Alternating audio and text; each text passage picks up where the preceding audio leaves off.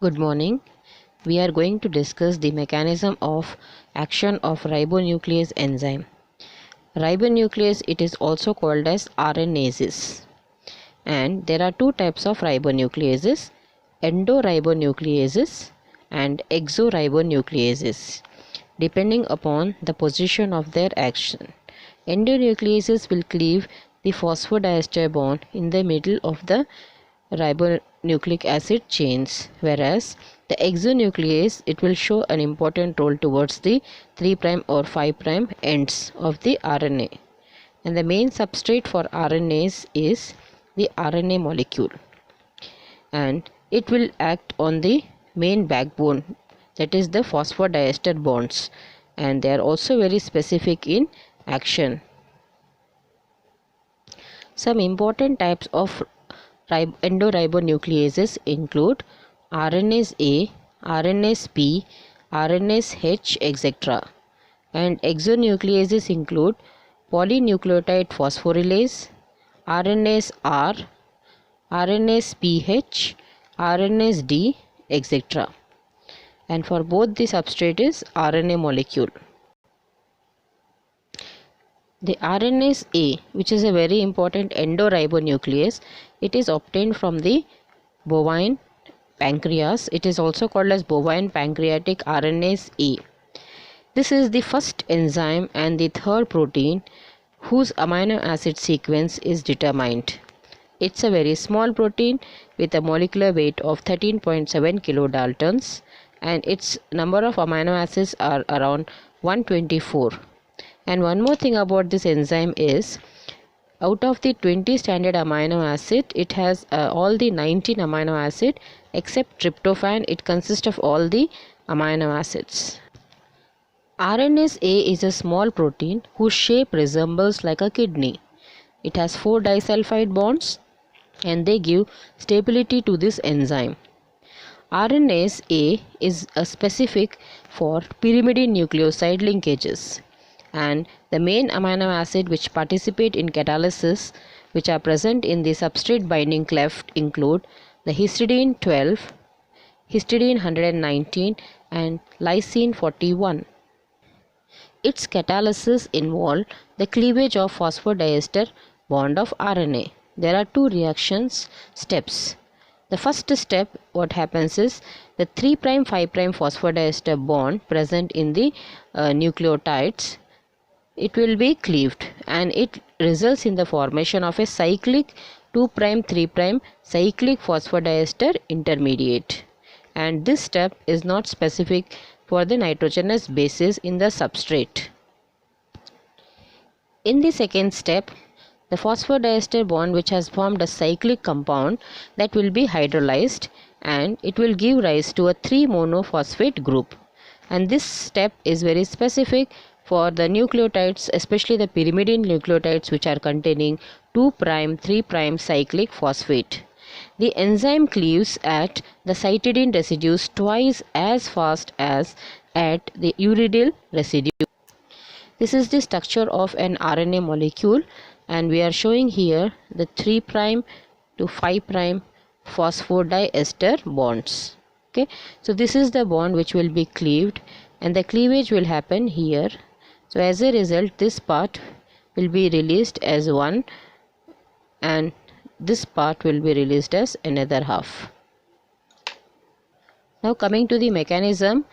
The mechanism of ribonuclease is by acid-base catalysis, and you have to remember that it has two steps. First step, you can name it as cyclization step, where you are getting a 2', 3' phosphodiester cyclic intermediate. And here the main amino acids, that is histidine 112 and 119, they play a very important role in acid-base catalysis. In case of cyclization step, histidine 12 acts like a base and histidine 119 acts like an acid. In case of the hydrolysis step, it is reversed. Histidine 12 acts as an acid, whereas histidine 119 it acts as a base. So here you can see on either side of the phosphodiester bond we are having histidine 19 and histidine 12. So first is the cyclization step. Here what happens is, this histidine, it is having an extra proton, so it has the capacity to donate its proton, and in this histidine 12 it is acting like a base. So its capacity is to take a proton, it can abstract a proton. So generally it will attack this 2' OH, this group, and it will try to take this H. So as a result it will become NH, and this oxygen will become a nucleophile which attacks this phosphate, and because of this bond will cleave and it will form a 2' 3' 2' 3' cyclic intermediate, and this hydrogen will be donated to the oxygen, and this here there will be a cleavage, and this becomes OH, and this part of the chain will be released, this part will be released. Okay, and here we have seen that one cyclic structure is formed. You can see here this is the cyclic structure which is formed between 2' and 3' groups of this sugar, and this is a cyclic phosphodiester intermediate. Now in this structure we are studying about the second step, that is the hydrolysis step, where this nitrogen has donated its proton during the cyclization step. So now it can act like a base, and this nitrogen of histidine 12, it has taken a proton from this oxygen, so it is now acting like a base. Now in this hydrolysis step, this histidine 12, it will act like an acid and it will donate its hydrogen to this particular oxygen.